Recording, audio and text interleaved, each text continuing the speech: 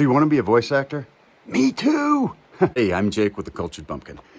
I'm a full-time voice actor. And the reason that I'm out here is because I can. I can be. My sound equipment, my microphone is right in there. And I can do work on the road. Now, how did I go from being an ex-military officer to working in a factory to being a full-time voice actor? Well, I wrote a book about it, which you can find in the link to it in the description. But if you want to do that, one, you have to have a winning attitude. You got to make up your mind to do it, and then don't let anything stop you. That's the first thing you need. Then you need to set up your studio. You need a computer, you need a microphone, you need recording software, and you need a sound-treated space. Okay? If you can achieve those things, you can have your own studio. You need some training. It could be in the form of voiceover coaching.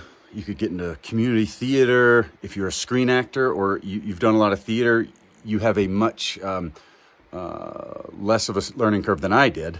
Coming out of the military and the factory, man, I had so much I had to learn. You may have already done a lot of that, and you just need to get set up on your, technically, your mic, your studio. Then you need to make a demo, have a demo made, however you want to do it. And then you need to, and preferably have different ones. I would suggest starting with a commercial demo, because I think you'll cast the widest net.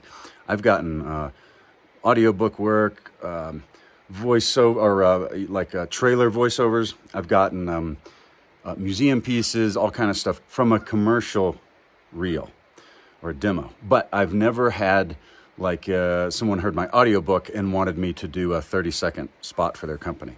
So I would start with commercial, and then I would move on to other stuff. If you like audiobooks, get an audiobook one. Trailers, etc. Video games, if you want to do characters, audio dramas, animation, that kind of thing, definitely have one just specific to that. And then, start getting out there, emailing people, get on, I suggest getting on freelance sites to start with.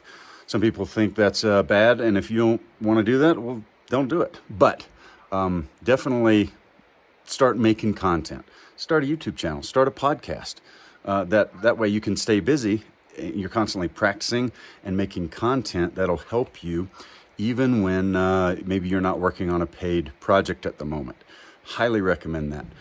And then, just get out there, be good to people, deliver on time. If you run into something that you can't meet a deadline, just let them know, hey, I'm running behind.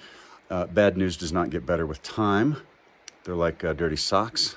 It gets worse and worse, not better and better. So check out my book.